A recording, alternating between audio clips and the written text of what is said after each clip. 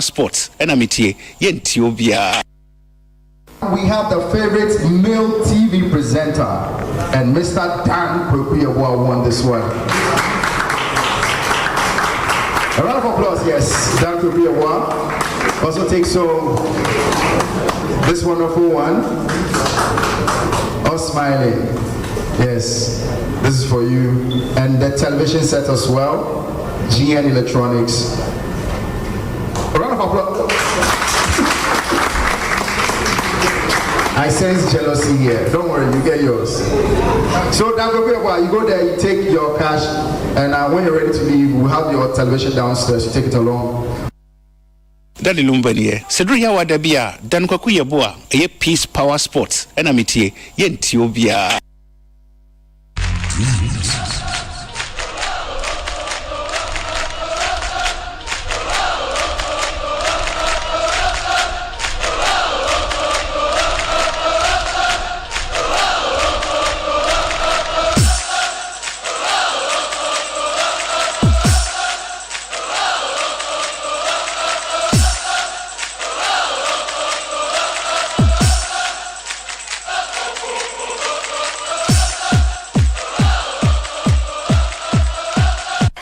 FM.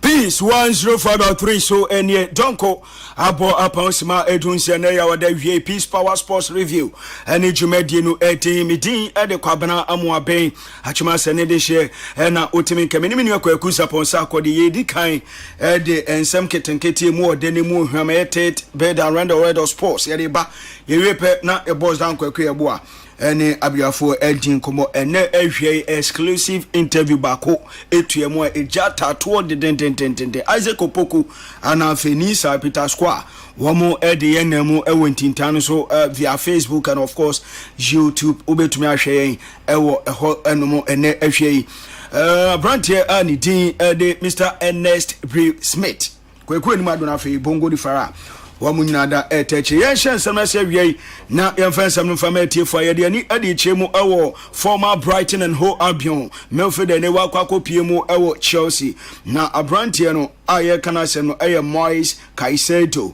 na ono eye the most expensive player British recorder eno done it is 160 million pounds abrantie no a movie from Brighton mu na mi ekase abrantie no empenifo agene lances aye a place for cops no womo pull over the most expensive footballer womo kire se ne license okita no sika de turn from Brighton Hove Albion 115 million pounds 115 million pounds na name penifo kire se car bi a otwi no eno ye Audi RSQ 8 womo kire se car no ejina so pa na mom ne license a de drive car no sa na ewu na no ko training adano efiada no e Koboham ene mpanifo eso no mu a sese womo ahyase na womo eba behwe na afi womo atumi atoto na no amani matumi akonkan na car no womo chese 160 million pounds sikabotin a opinion anasa abrantie kumai otumi ede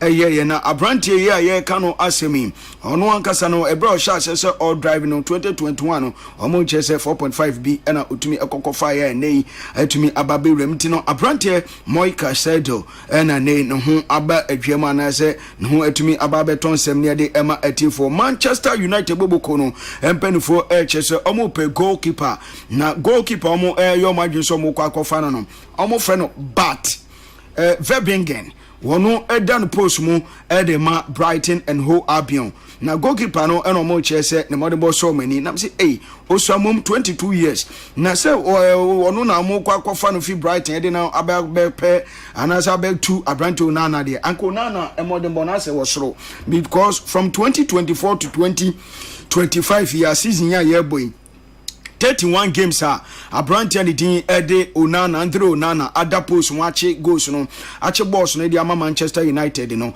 wono atumi a concede 41 goals ana goalkeeper Bart so ada 29 games and wa concede 46 goals entity na hey 41 46 5 and a difference no na saves no Onana am making 87 saves and abrantia Bart and so I'm making 69 saves and so na errors say goalkeeper be aye mistakes na enam so na edi goal be ababe rem errors leading to short in goal no 4-4 omo nyina no aye 9-9 ana miensa errors leading to goals no Onana ekita miensa waye emfomso no miensa ana goalkeeper Barty Verbingen ono so etumi aye 9 nanum na mibisa se Usi Onana nye na ukwa kofobia ba ene na ene save by percentage no Onana kita 68% ena Barton so ekita 59 we ene ne ahyase na eboboba na yede ho sem no etumi enso ede ama atiefo ewo ho na owura ba ko a wono so akasa Antonio Cassano wono legenda uko Italy we didn't kwai born wa boni ye wo chese owura Antonio Conte enya de opanino o hwe nim so beto aso akochi Napoli at the end of the season o chese o hwe Conte or Petima ewo project na obetumi akwakotra ho na otumi aye adwuma na odi nani hwe mu na who said the likes of Juventus, Milan and Roma boboko no ahwe opani ani de Antonio Conte ebefi Napoli ne pass so no akwakopie mu etumi akochi omumu ebaako. Yeka Napoli na from head coach Antonio Conte honsemono say na mo ka say the Oguso head coach e de Napoli no na efra se Napoli for any Tottenham AD enkomo nyina say coach Antonio Conte e de atompani fo anim say Tottenham Brandt Dejan Kulusevski no wo munya Brandt na ebetimi aboye pa no nam so ma Napoli efra se ne Tottenham Hotspur AD enkomo say de be ya Brandt Kulusevski obetimi abesi akan e de Napoli yede honsem to anim ene ewie ye kan Napoli honsem no January na nkomo debate kotum na Manchester United Brandt Alejandro Garnacho na no enam so ma Manchester United for senya dia Brandt no betima ton no na say Manchester United say Alejandro Garnacho dia 45 million euros o de bomb betima jana na Napoli 40 ya pe omoso asanso show interest omunya Garnacho betimi aboa ama Napoli modern bono etimi akonke de honsem to anim ene ewie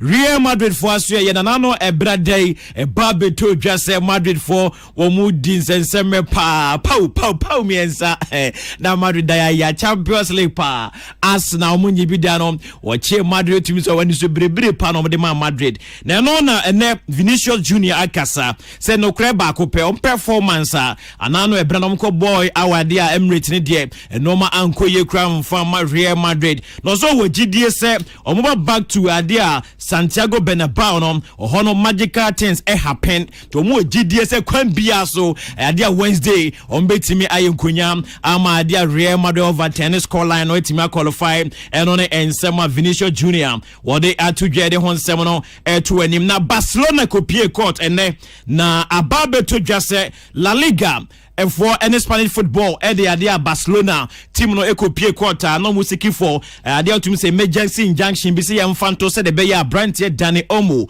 wone pa Victor no muntimi ensia kan emfama Barcelona nene court no akwotena sa ensem no so na ba beto dwasa administrative court say sansensema La Liga mpanifo utumi say ade ene Tebas edie no mo kanon omugitum enye ye nto ma reject sa appeal La Liga mpanifo etimi eye no Map Clay Road ne say a Brandt here friend said Dani Olmo one power Victor no on betimi Asia kan ede ama Barcelona and to say season no e betimi akona wi ede honsem to anim ene awie Sorry so na yetumi achemo de ama boys down kwakwe aboa na oni abriafo enso etumi atrase Claudio Ranieri wono the Tinkerman okwa humijiem October no na osamba back say obeji Roma boboko na si opani ni chese ba bia ni mfie du no wabre snow na bonam wagina torchlight atie mu a wanye sika ne manso ho ofe eso ne abusuan tena fie didi man ya matimi ekonkan ne ni akwa akusa ponsa akode swanky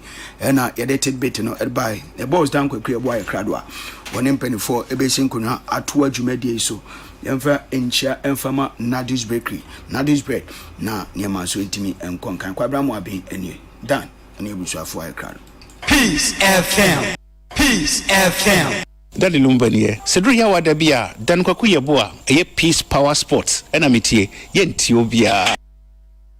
We have the favorite male TV presenter and Mr. Dan Kwaku Yeboa won this one. A round of applause, yes. Dan Kwaku Yeboa also takes home this wonderful one. All smiling. Yes. This is for you. And the television set as well. GN Electronics.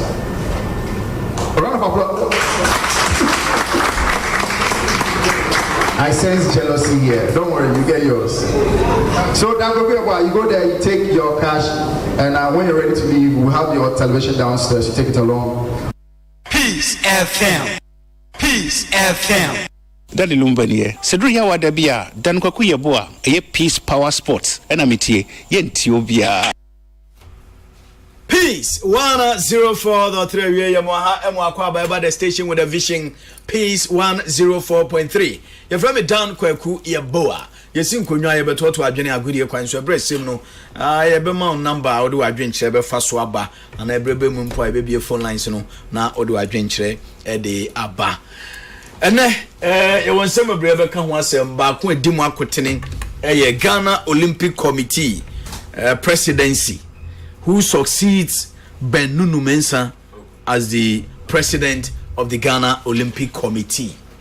Now, as you see, a straight battle between Mr. Mike Agri and now a keyboard member.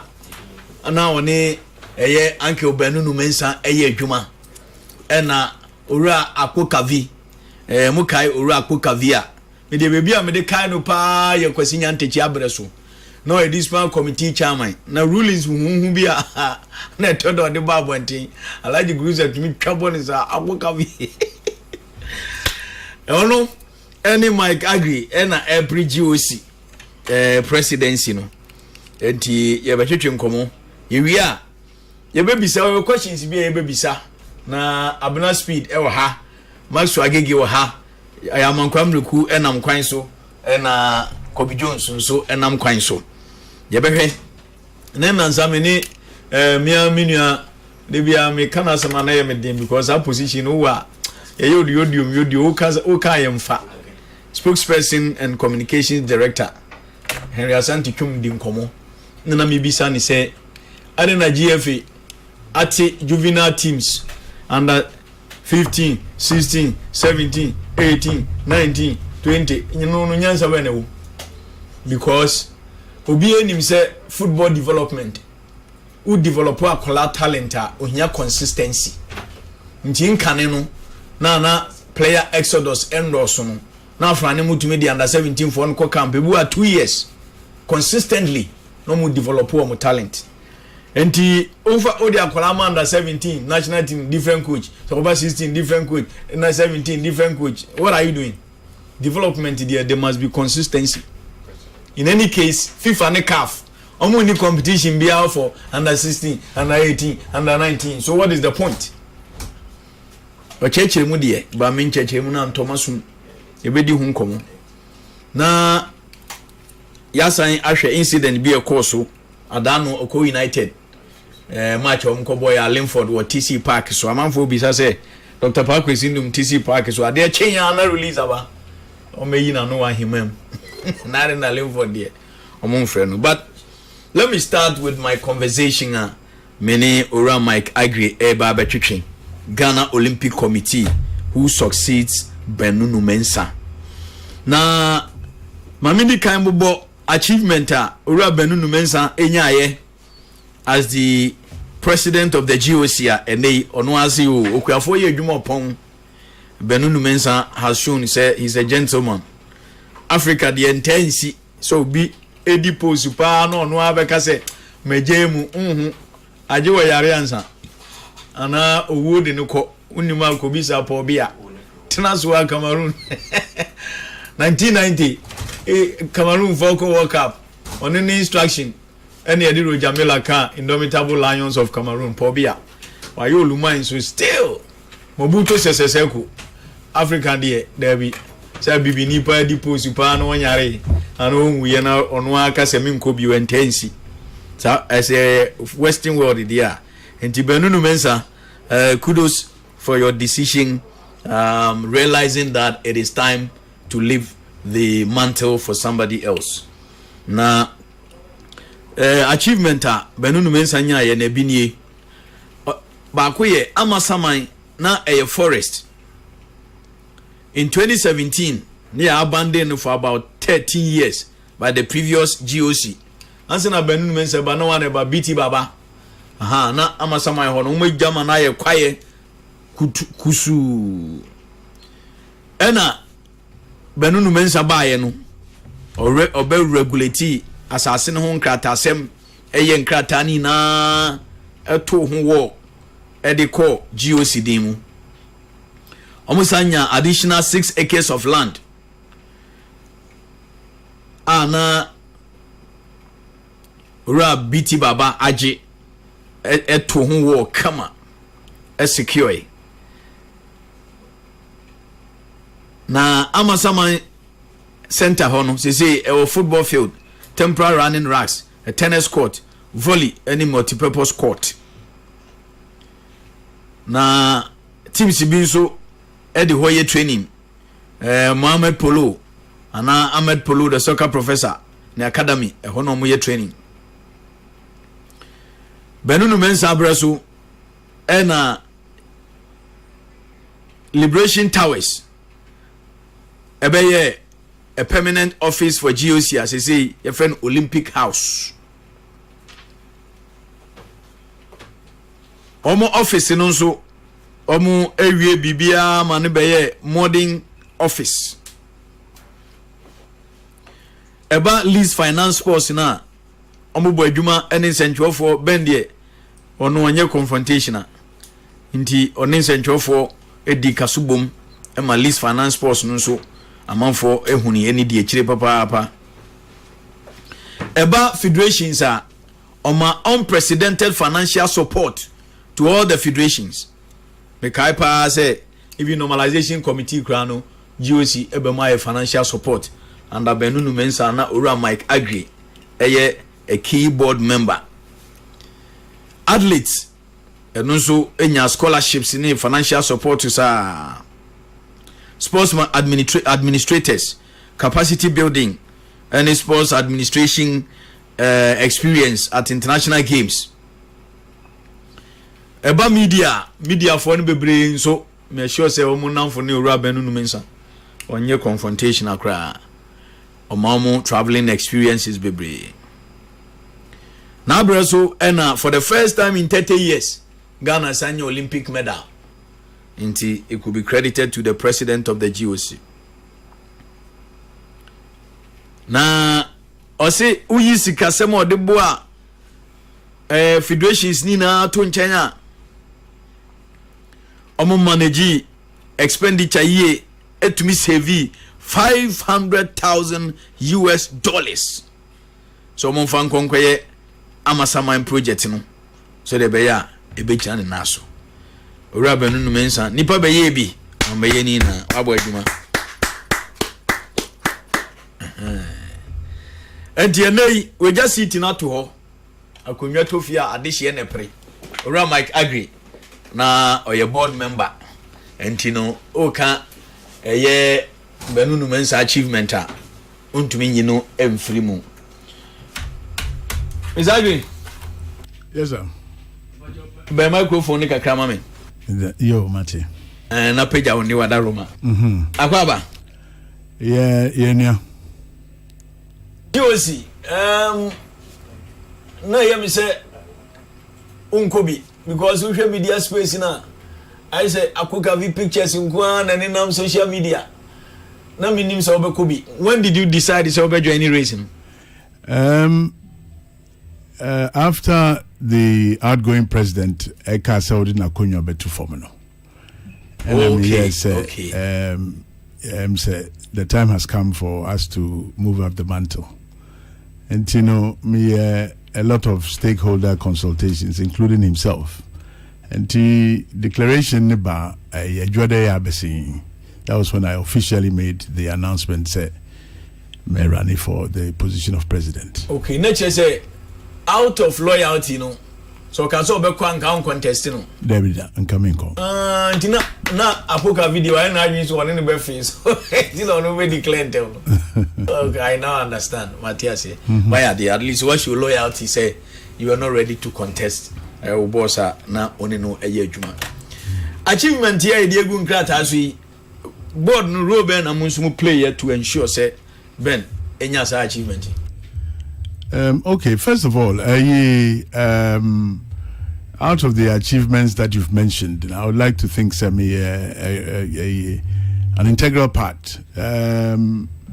Ebano, financial prudence. Many chairman of the finance committee, into the savings that have been made, and is down to the kind of strict adherence to the Olympic principles, and amaye to me edi sikato, in spite of the fact say they support my federations na die ni na no.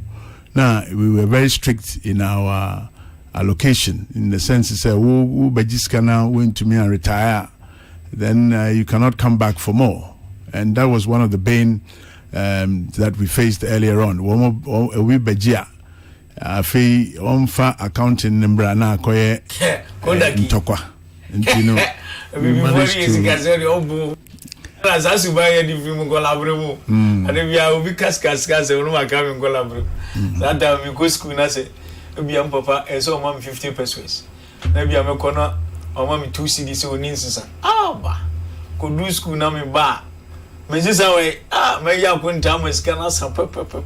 And McCoy and teacher new barn was here and topping, and a pen of turn madame for me. And I'm got off of front now, see there be a compensation. Maybe I couldn't tell one. We go before say my lady say your mom compensates over. Okay, we agree. Apart from that, the 30-year drought now can one seminar. A year Tokyo 2020. Yeah. I happen to be the chef de mission. Oh really? Yes, Mina Milidi Ghana team. Oh wow.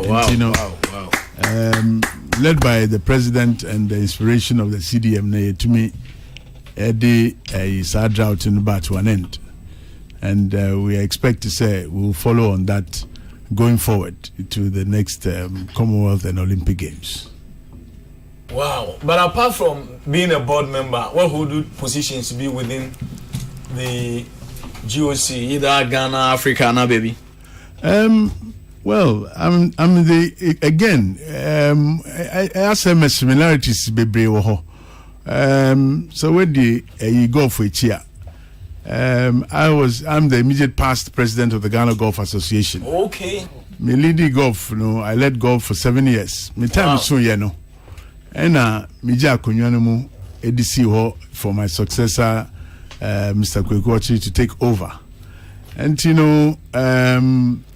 in terms of constitutional adherence, I am a stickler for principle. Ebane say, with you my time was one. There's no reason why I saw uchimu na uye.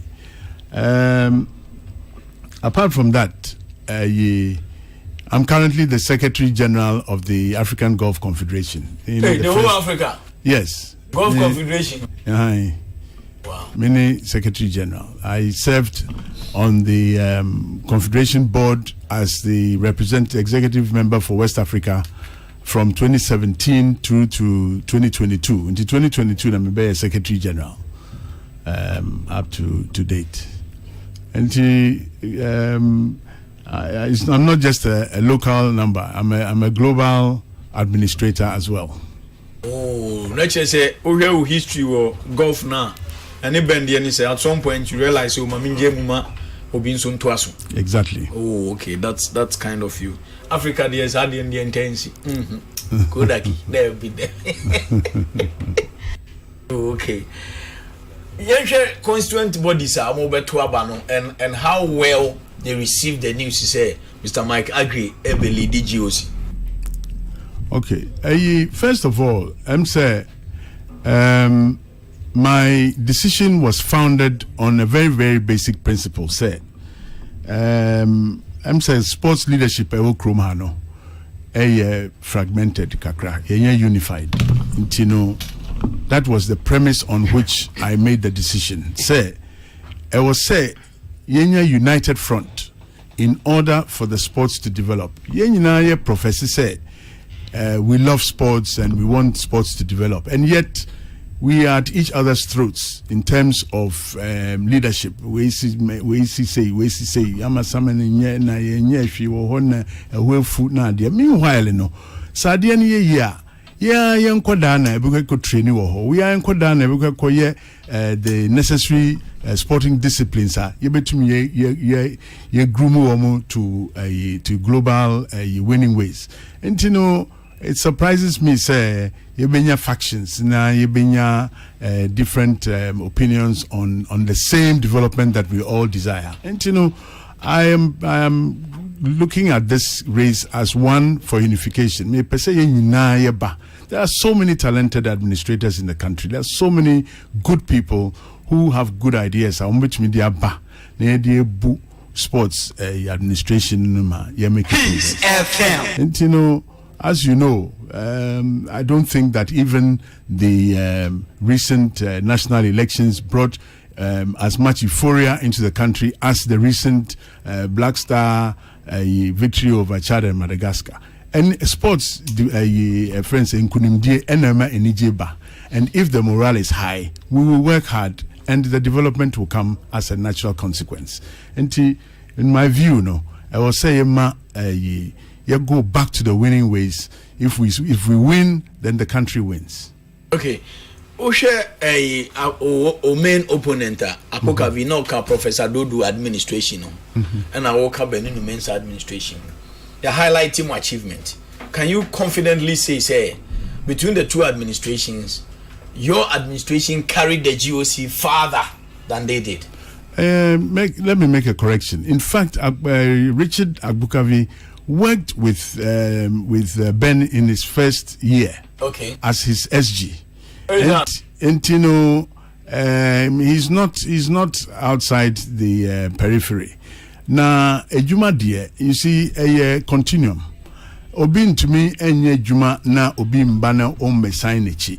And you know, progress has been made, and it's naturally so. That is the way it should be. Obia ba eso twaso na woye above. Sisia Mpabua Meko Shemunu. Minim said they are very big shoes for me to fit into. But I intend to make sure that I will work hard enough so that that should be a budia kaso. Benunu mensa ye jumanan so agree be yebi. And that is how I want to do it. So yes, the progress has been made, and it is not because Ben Nunu Mensah's administration was better. It is a natural consequence of progress. Obiaba so ye be ebekaho mani benisweni. The producer Albert Pinchim said the way I can create Ghana politics in the Indian sound. Because typical Ghanaian football politics opponent of boy MCC as we create. I can't say myself, my late prophetess Agnes Menuna, when you are somebody at the court. Now, go for big assassin on one else of winter. Or class somebody play, and you know easy, and you know Michelle. Say, Judge, a Christian, when we say go for no motor, again assassin, we are a question for. One judge in it just was it. Nitieni yanti as only intuition. Also, to us, some channel of friends, Mamma, how can you crash? How will you case? Africa, okay. Well, okay. Inti, having served as the Gulf president, currently the whole Africa Secretary General, with all the experience you have, what do you bring to the table if elected as the president of the GOC? Yes, it's a massive friends experience that my building over the years. And you know, say a lot of people say, oh, na GOC Akonyani is slippery now. No. I'm used to the challenge, and I've been confronted with more difficult situations. Into where the but I know that I'm up to the task. I've got the experience. I've been in sports all of my life. Right from secondary school, I was a sports person myself, through to the administration. I'm starting Achimota, me golf captain, president Keke. I was competition secretary. I was handicap member. I was vice captain of the Premier Club, Achimota Golf Club, vice president of the Ghana Golf Association before president. And you know, I've served my apprenticefship, my femu na menim how the ground looks like, And so to go to the pinnacle of sports administration in this country is a natural consequence of all the things that I've done up to now. Hey, Madam Fubi Ajimai, Top FM was a perfect man to replace Benunu Mensah. He has a good character, and you can't tag him with any fraud. Hey, what do you mean there? We need such people to protect the brand GOC. He deserves this position. Also, check the two personalities, Mr. Mike Odum Agri and Esquire Richard Apokavi profile and integrity. Mr. Agri has more credibility, and he deserves the seat. Okay. I am for integrity issues, because we say about federations in the GOC that Obu Abeko Embassy be no ascend on poto, or yellow list be a court to official fraud. Me assure say be do baby as 70 nano. Ebebem. Mr. Agri Mikra, me producer sending your friend is saying, vision for GOC amami. Na me person over born it tougher. The can say introduction will say, for decades I've lived and breathed sports. First as an athlete, then as an administrator, and now as a global sports leader. I understand the struggles of Ghanaian athletes, and I'm committed to giving them the support, resources, and opportunities they need to compete and win on the world stage. Now, vision the council 1, athlete welfare and development. Underneath, world-class training, coaching, medical care, and financial support. How do you mean by that? Okay, so you see, a lot of the time, we lose athletes along the way. I'm not ashamed to name names. 2-3 years ago, DMB Azamati, Obian him say, world stage in Wafa, just say, you could a world champion. The young man was naturally talented. I'm not speaking in the past tense, by the way. He is naturally talented. But I believe that the support that was required for him to go all the way was not there. Intino nipa no wo kotumrika wo race bia in 2 days time. Na you when you call my friend fie say it's Ben bia ni fio ya ben den na de. Meanwhile he needs to focus on the race at hand. Yeah. That should not happen under my leadership. We need to make sure that when we discover the talent, we need to take that talent all the way through to the global stage. Yen janu kwemu emanu and followed by the wayside. I just say, I will say, what dream baby and a daily bread with you, Bantino, on to me and yet training papa. And I in yet there's no psychologist to hold him, his head together, his mind together for him to focus on the goal at hand. Now I in them all over the place. It's not what we want. We want the athletes' welfare to be an integral part of our thinking so that we can look after them throughout. So if for any reason with idea and answer we are old age bemudi and the end me be a man. But as long as he's got the talent and the tenacity, one man. Talking about athletes' welfare, one thing Yemubi this sports in our part of the world is when you quit the sports. We leave you to your fate, forgetting, say, once upon a time, you carried the image of Ghana. To be a common it reflects who we are. But we don't care. Oko Western World. I remember watching a video from Manchester United to Paul Gascoigne. Yeah, the Paul Gascoigne called Rehabilitation Center. Correct. And Manchester United took it upon themselves. So, almost a video. Just to go and inspire for Gascoigne. And they sat the big players down one after the other.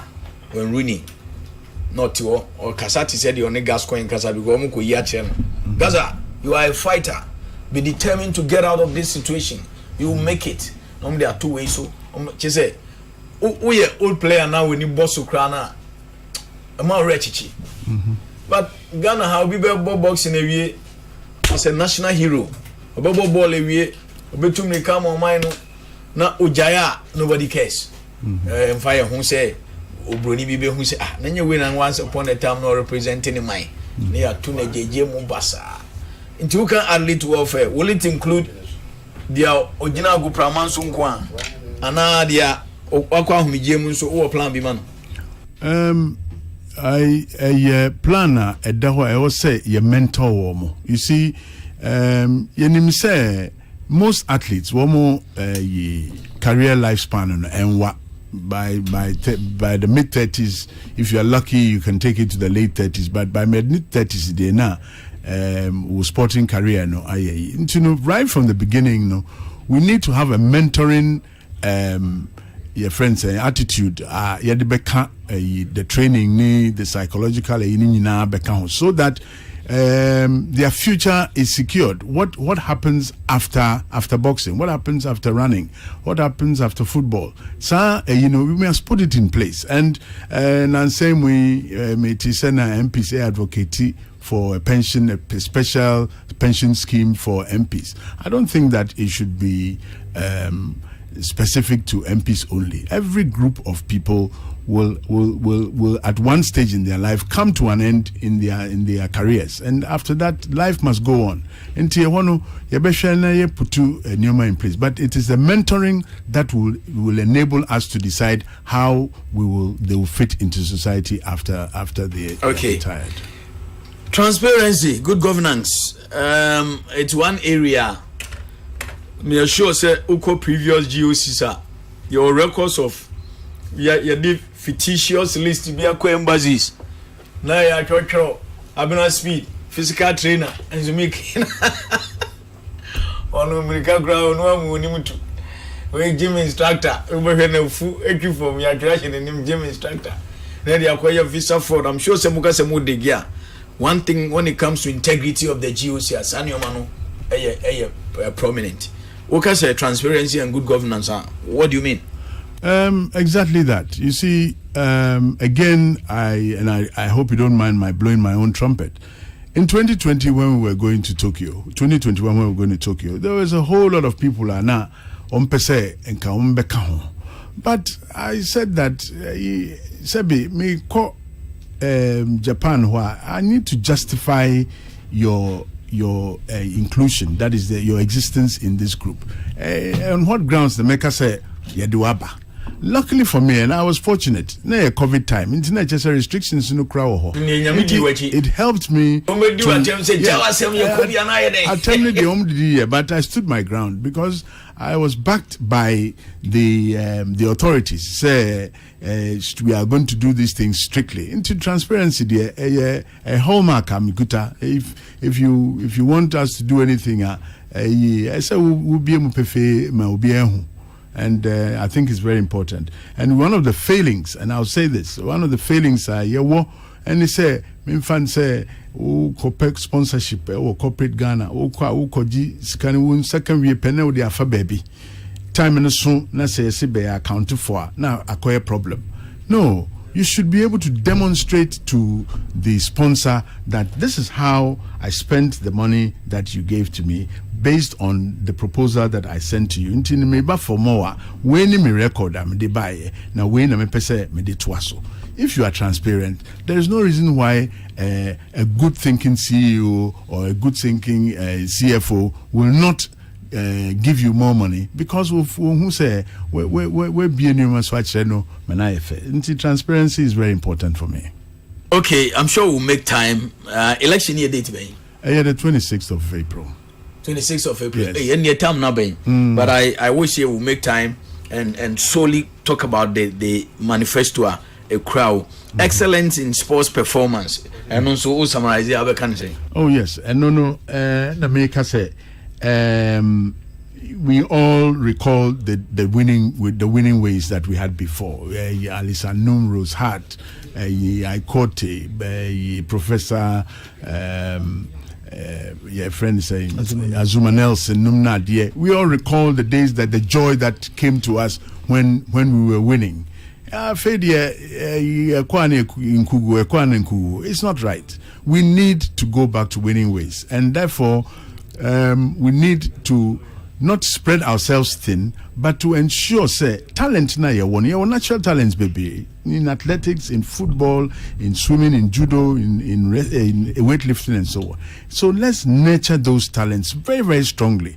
na yenko winning. How do you go and compete in a friend is saying sequestrian and answer even for instance, swimming, a sequence in swimming, and so on and so forth. When you know that you don't have the talent, there's no point. You will not win.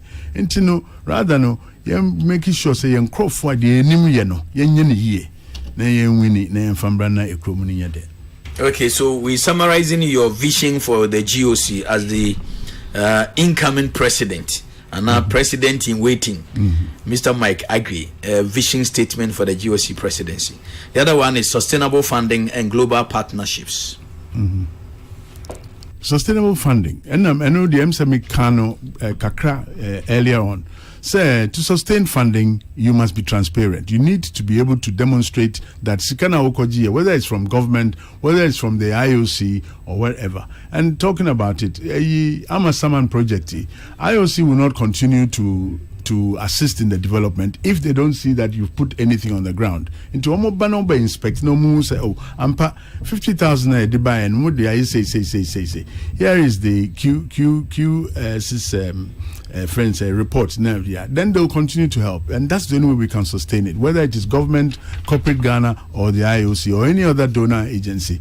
The French people helped us when we went to Paris last year, and they are happy with the kind of things that happened because women who say the Sikani they also said so that is where that comes from. Okay, finally, women and youth empowerment.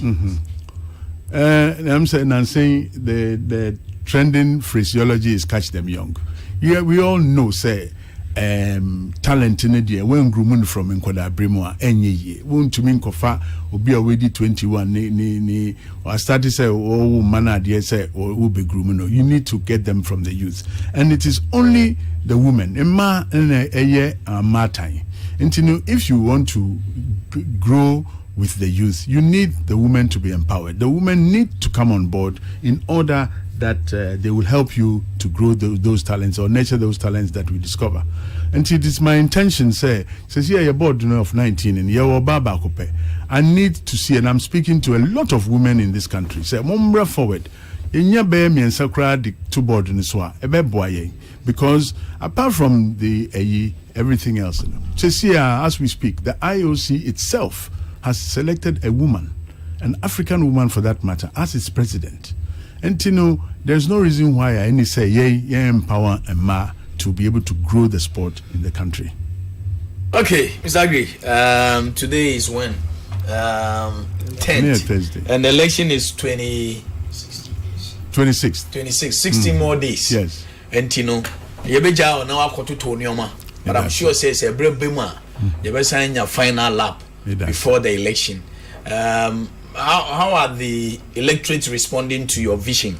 Oh, I'm say, you know, umbu baby say, Edru baby na o kanu kro baby na asema who bechiru bisa. But I think that there are a lot of discerning people who today feel that look, we are sick and tired of the deception. We are sick and tired of they want the truth, and I believe that they are seeing this in me. Say, Nipano ba or me LED Ghana sports ma yakuyenim, and that's all that we need. Okay. That's it. Me mom dia no kra me dia no kra ni nyame anim nie. Ora Kukavi or a learned lawyer, a very nice gentleman. But in ruling no be rule pa as be this man committee chairman wa GF abresu kwesi nyande jabresu pa na ode baji wisi di adabraka. And to go be creative Ghana football as this man committee chairman at time kai Alhaji Guisa to trouble. Based on the record at the GFA as this man committee chairman Timanya Danida no credit ever. Because that time controversies me kaipa. I need to prove some of his rulings. A boy to say ruling na isn't it trust yama moja wini buni. Nansen tofu kabonyan tichina this man committee ruling. To me the one if you want to mention that nyadan. Nti we wishing you the best of luck. And like I told you, no, you've been so honest. You are not condemning your opponent. You think that you are all development partners. And may the good Lord be with you. Thank you.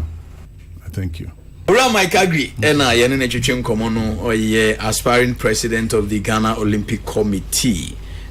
ura benunu mensa ne capacity building no nkofo bebre benefit ye Mauko Afejanu, table tennis, Tio Eji, swimming, Benedito Usu, Joy FM, Oyen Centroni, Mohammed Sanoun, cycling, Cillian Welsh, shooting, Melvin Brown, karate do, Nana Mankata, sports for all, Dennis Moore, cycling, Canada Day, Oyen Centroni, 2018 Commonwealth Games, Gold Coast, no, Omo benefit capacity building and Bahamas ekoye afajenu ne Tio Ezini Benedito Usu 2018 African Youth Games Algeria so team leader Fredo to taekwondo capacity building of benefit Abefrimpong baseball and Namankata sports for all Isaac Wolonyo Rainbow FM 2018 Youth Olympic Games Argentina Ivan Siabua badminton Isaac Dua tennis and Namankata sports for all media Babatando multimedia 2019 African Beach Games Cape Verde CDM Stephen Asantiba Queen rowing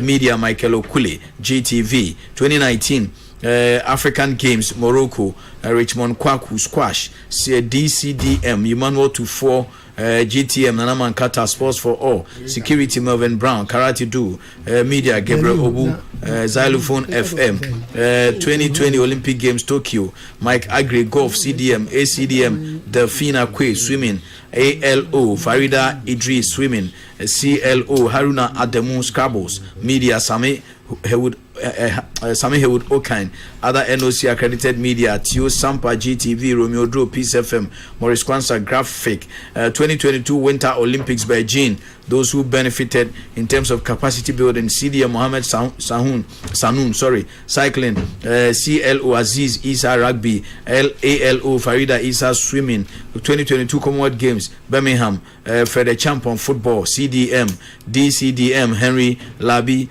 Para Kofi Ampomfi NSA GTM Isaac Dua tennis ALO Farida Idris CLO Muniru Kasim swimming media Yawampo for Ankara African Beach Games Tunisia CDM Yawampo for Ankara beach soccer ALO Cynthia Akudugu 2023 Commonwealth Youth Games Trinidad and Tobago CDM Delphina Kwe swimming Anoka Zone 3 Games Togo CDM Reverend Nikwe netball DCDM Albert Frimpong baseball ALO Farida Idris swimming media 2024 African Games Paris CDM Isaac Dua tennis GTM Abdul Yate bodybuilding ALO Edem Avafianyo media Ben Graham NFA African Games Accra CDM NS Dansu baseballs DCDM Mohammed Mahadi fencing and then finally 2025 Winter Olympics Milano Cortina CDM Mohammed Mahadi fencing. So these are people who built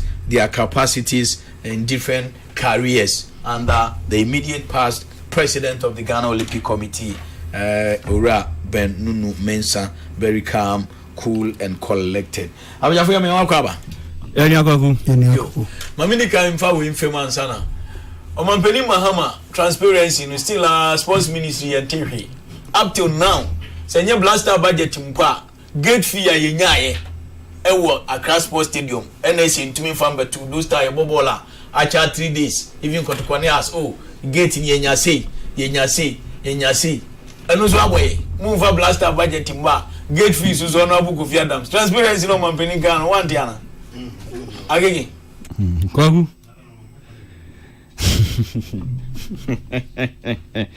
kwagu medase mamichia yetifo na michia St. Philip Enterprise was circle na ya lolumpatem hotel papa fie St. Michia wifi ni workers ni na michia Nellis phones so I was circle be fia ni workers michia Nellis na michia Kempon Travel and Talking Park Academy michia kwagu sa issue bi a okakakaka uhuniti uhune nine se omampani na wamo adwuma no sese na meme seye na bisi ne na sikana yakwa kodi awie hu so ball nso yabo awie ye hu 21 on next match time so yeah anti I don't know minim nia koso se now no unse President Mahama ebetre akudwa no so e na okọ no wasaba so oni say mistakes bi e course o meme time first 4 years no akonya masanya biemu no esem tutu ne maye nti sa asem no mampani no okane sa oh yes and I say na daddy no you was being honest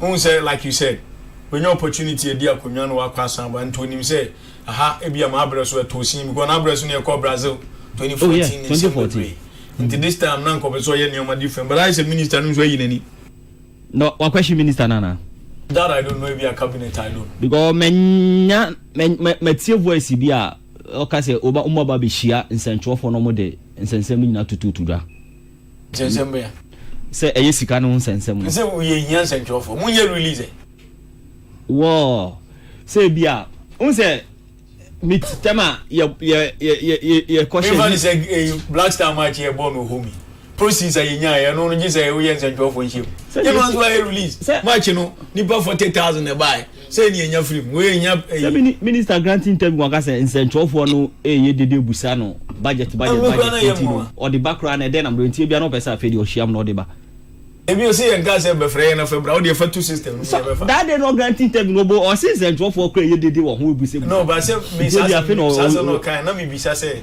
nsentwofo no manya na say penny no the post ni man no but the post man no say yenye transparent nsentwofo bisa question based on the post man thank you we be ka say how adwen ya am penny no how adwen na nsentwofo it's a good question obusa no say we say me cross say that make me busa me say say oni o man penny na kasa na so ne Ghana fo na kasa because say o ka kire me say me the bar kra mo de be den ya ene no man penny no o ka kire say afa brand so obusa say ne de bomb de be den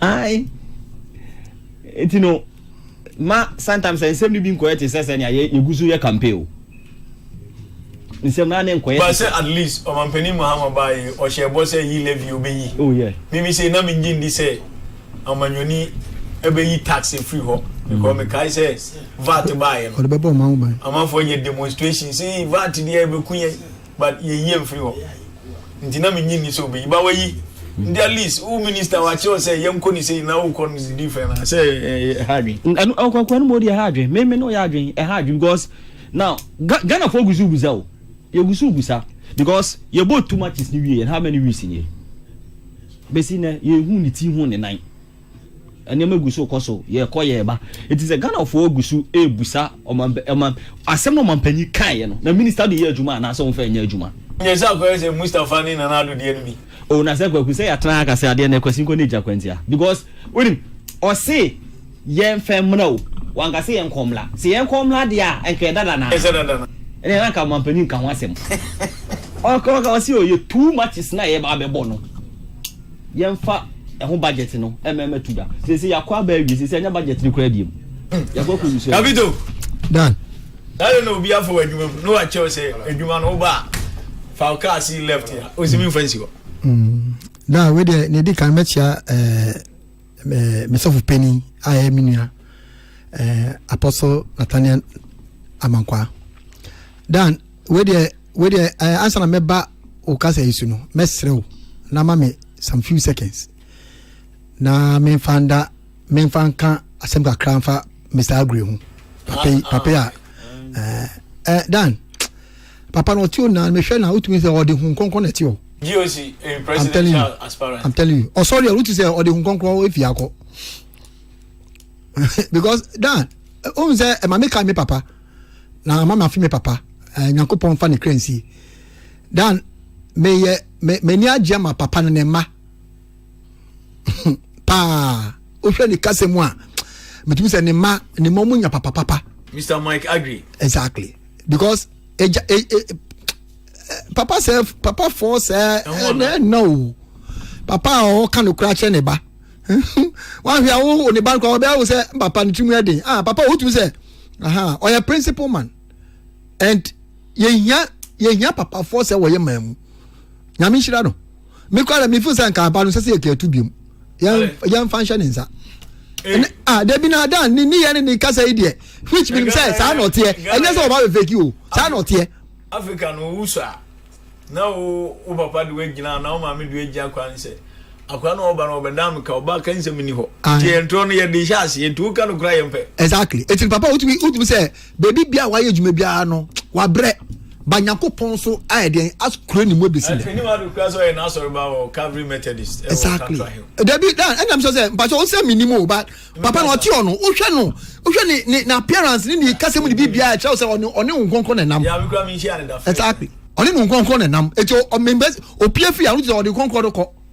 ya be sere no next time bia ya do nyama ya sa ye wi ano dan na mi share no me feel say aban kwa say get to bi ya function is because the kase mu e cho say we obeye peni a thank you eto no ka o nya justification bia dan ya kono budget asemu ya I think say you know him say for some time now no say Ghana for kwa bako hwe ball ana say bako hwe Black Stars match kwa no na enwa na amana ebidobi kwa na Black Stars players no they were calling for supporters Ghana for mumma mehwe mumra stadium ebiana afofu ya kakra etam ka say emre kakra bu mi ye hu supporters say Ghanaians akọ stadium say ekọ hwe Black Stars match ache exactly you know that maybe na omo mpe oversight you know ya mo space kakra omo mpe se be form ni so it dey fan say ya mo mre kakra im say e dey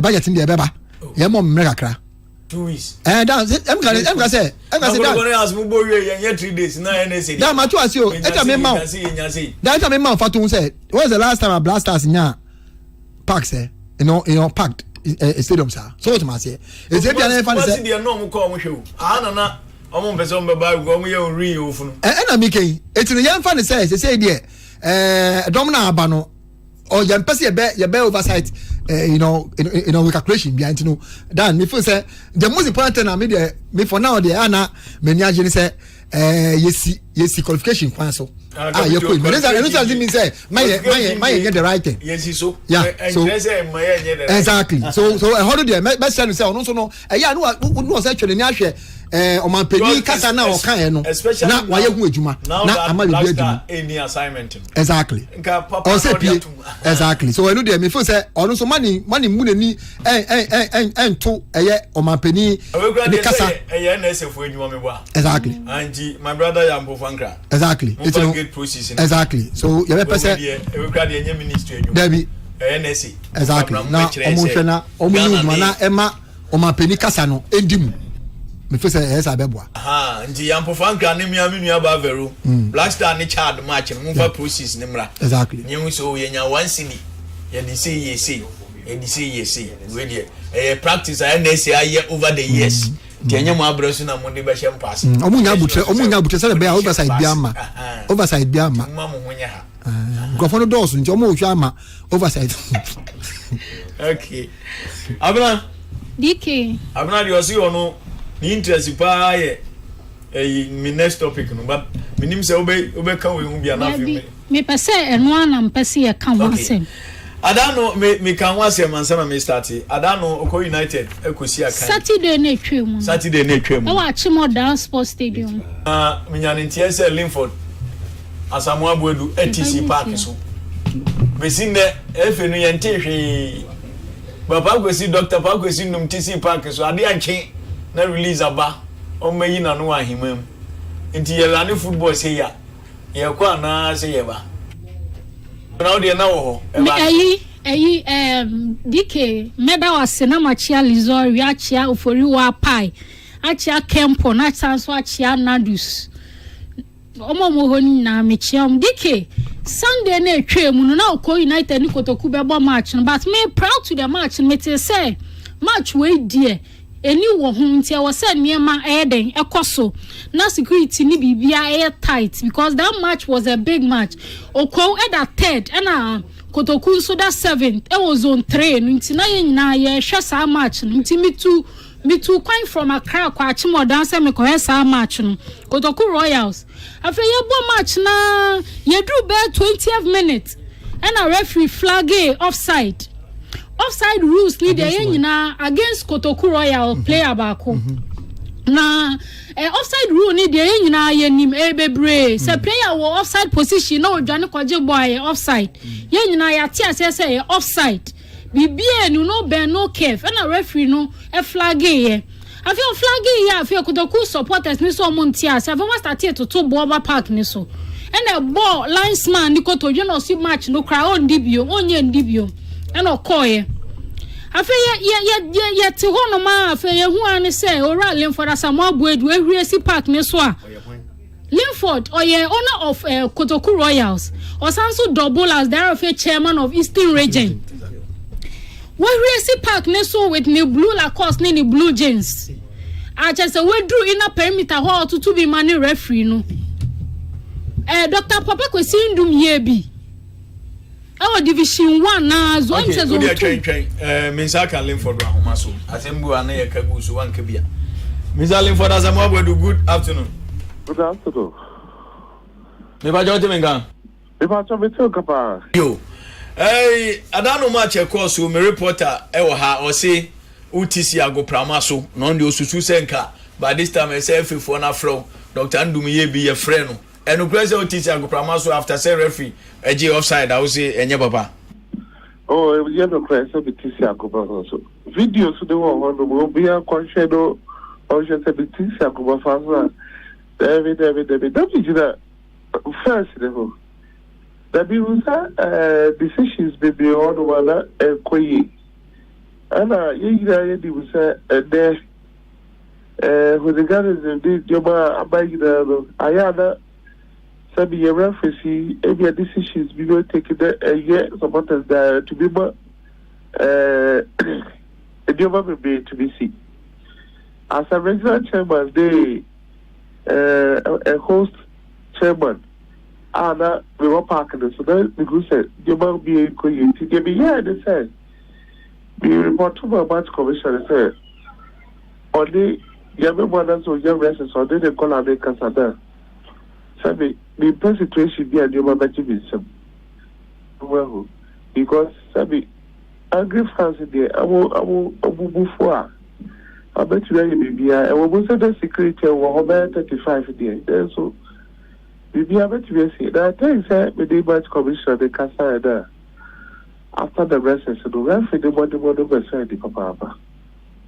Oh, okay. Match commissioner no uko inner perimeter na one no ko Kasai ana net is the answer.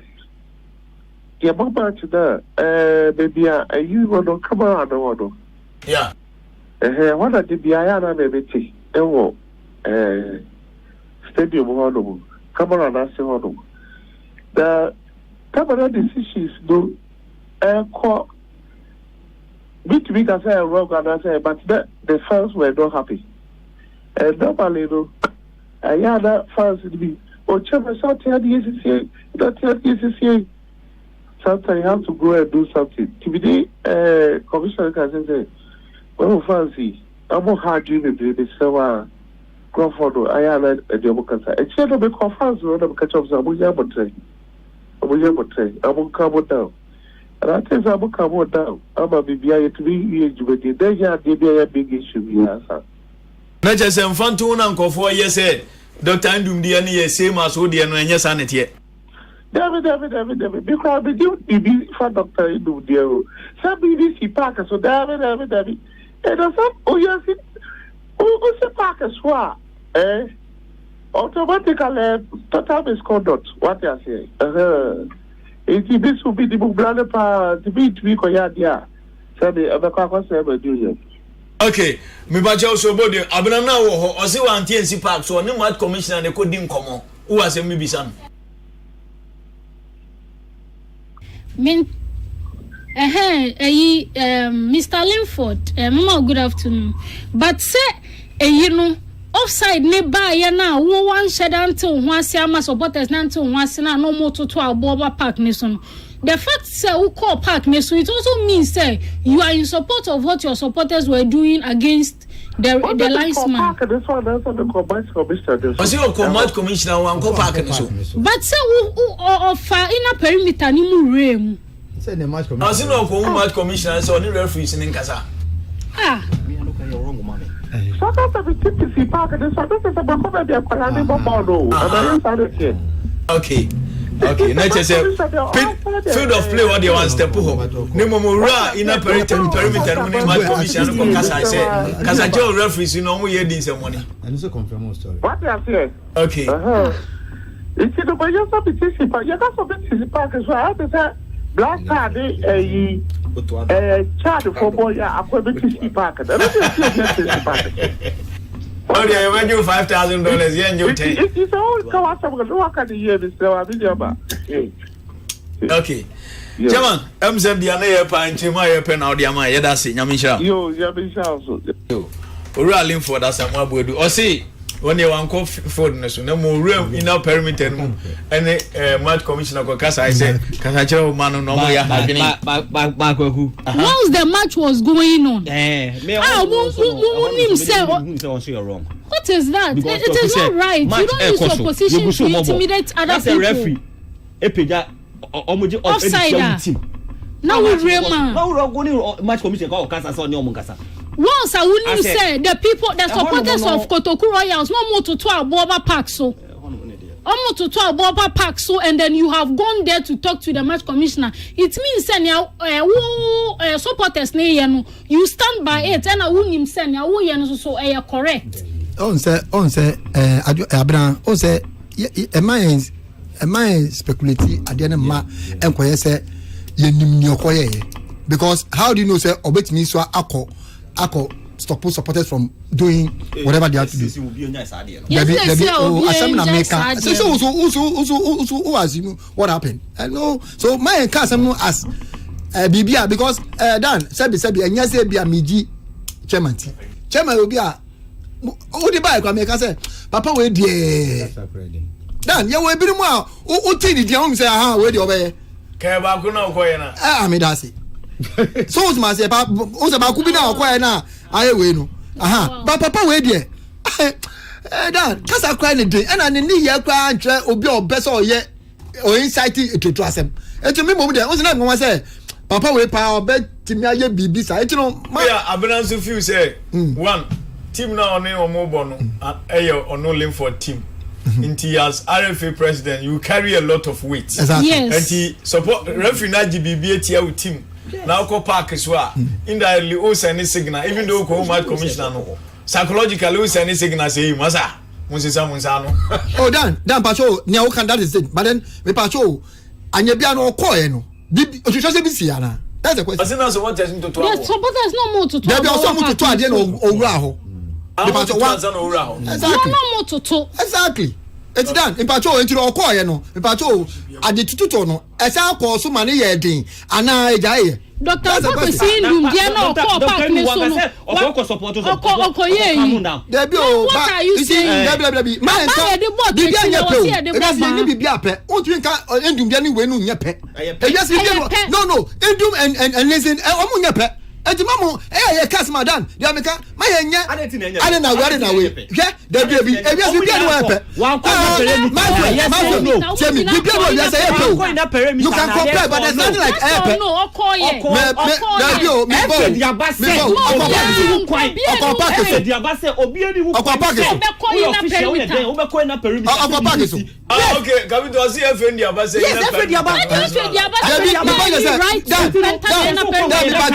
Dan bacho the same memrano o say man se kasi ni na the same or refer the thing say you just sound like refer and I say bibia epe there's nothing like epe entina ye what president to me get say epe and do better say link for Susan Dr. Ndumana there be do class when it comes to matters send you who you also no money in charge ni nya nketwa ya charging do doesn't mean say you charge we so it depends on what omu na obi akoye okay DK me pacho asemba ko say he was going to stop the supporters DK me pacho asemba ko no do akoye okopa so ana oko ina perimeter which one I saw Okopa so exactly that was Okopa so ka say both in perimeter and park so na the match is ongoing.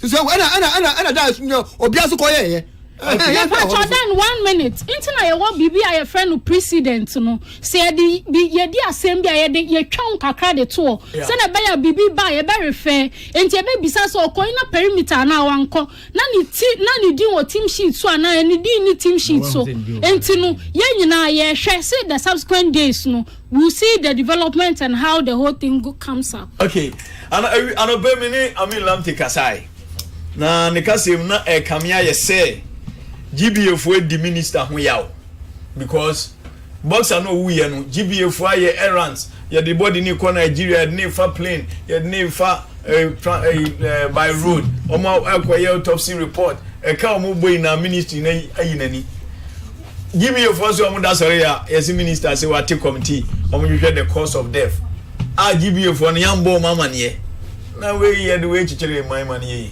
kobi Kokumi da say say me ka traffic mo ka fachem tina me late GB asem no Kokumi hu ni say omo raise issues a me ne omo ya adwen. To be honest with you, committee na minister ti and me office omo do so do. Because at the end of the day nipa 7 na omo nipa 7 and nipa no so 7 no lawyer for kuku dan 9 and a womb. Lawyer for me a 9 and a womb. Many you know we am in Crawford. I know of them. So it may imagine me say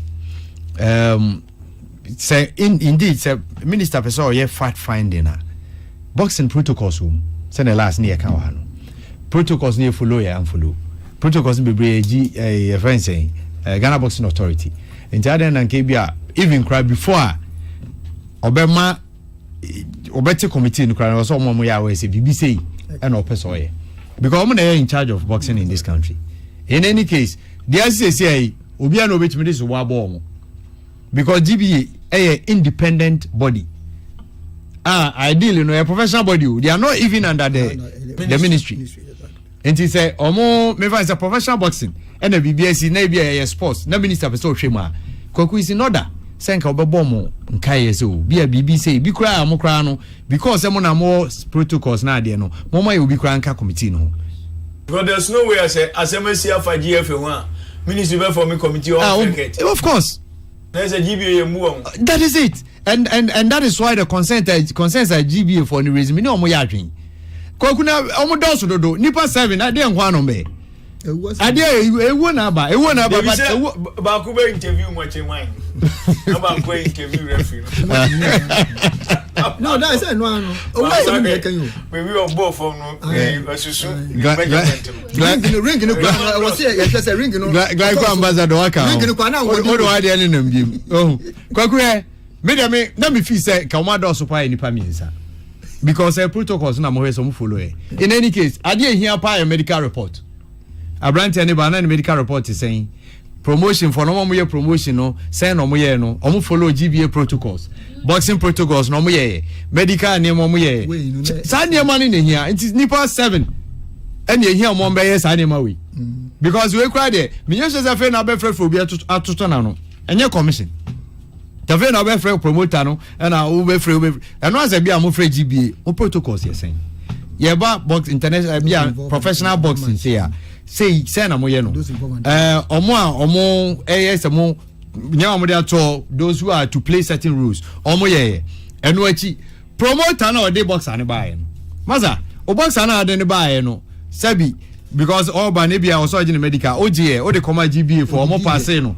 o bae no so ne mo so ye because in any case a friend is saying capito ni sports there tese na no make ha o ha no accident wo obi ya timi wutan bia ya na mo zisi akro timi twa no ebia na no nkyerese se bi 119 na wuye so what you say because all about now it has nothing to do with punch na se bia ye bo akwa na ya bo no wuye bitum za akwa na won issues ada na odinam obi a se bi kwan a nyame be fa so afare no afre no eti no me de kwaku madwen ne se uzo furu apai o de hadwen ofuru apai daily sorry o de hadwen ani nadu we have you man promo house where o ka say promo you no cho oh no nadu is here say no exceptional and ofuru apai so exceptional okay has to focus official bia ogwatwe mpna o takrade oni fantini na ya ko official de da very say me mbodi we da o de bondi man ya say o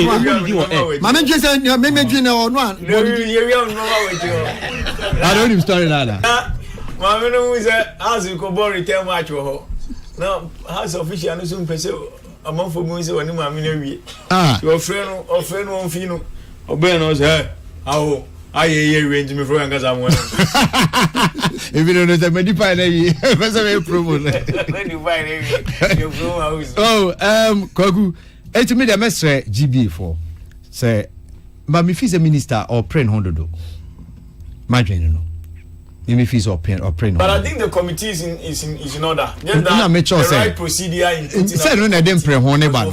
Say no ne pre ho no. Committee ni there. Na me committee ni so kra no nipa ne dodo no so kra omo do so dodo. Me see adwuma ne do so. Adwuma ne do so kwaku no mo ya maybe your born from na see esusu. I know I say nipa ba ko adwuma. Oh say odi ne kon ne bo ho ananity. And say na mo chima no so do a oba no adwa na won joy.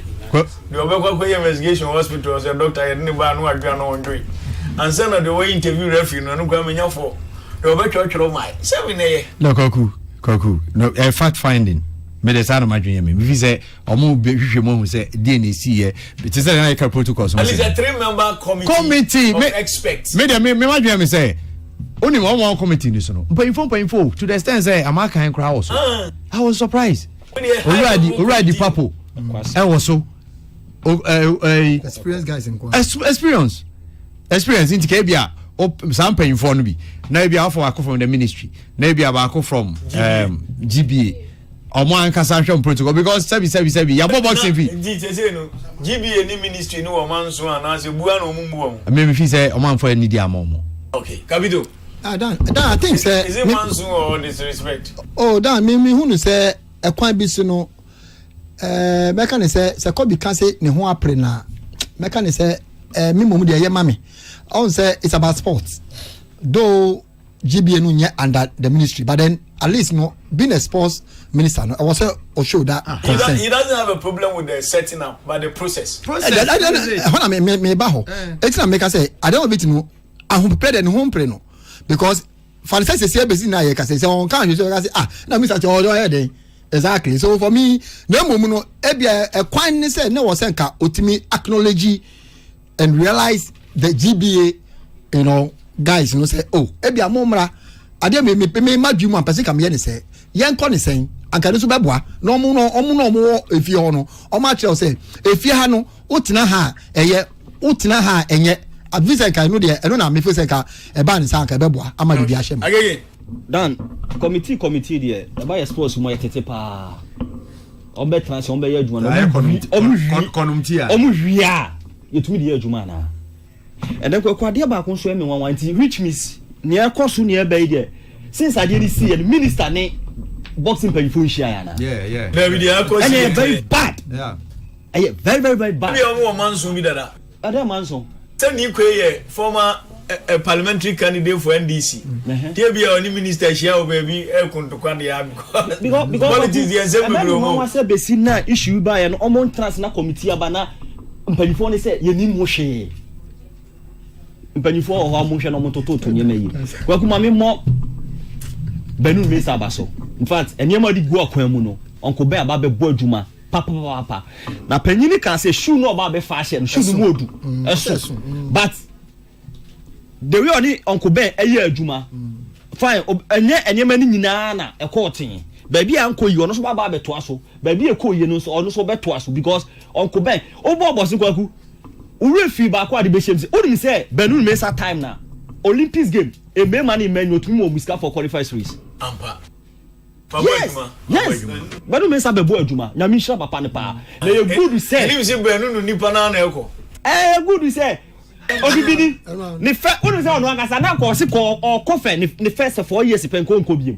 but ye mu bi o hwe ni kasa oda san ko biem e no ko ya and then o si o de asiba mebo panyini so aba so say otumi fa afo ora Mike agree e ka che de say pacho unko biem dia ene emeko na nim si oko St John Methodist o di ni ko ko ni me kwa so ai ba o ka che gwagwa ni se ko ni ba ni ti ase una ye ka no ko bi Jones ono apokavi ti oba no si da ko gavina sima ko ka disband committee nam se obey disband committee cha we ya obey disband committee cha man so by ko bi banam ken say ka ko gavi disband committee cha man o ye ni yan kende ya ka se obey disband committee na hu ni ase ban hu asem but Juice bi o ya de ye nyintum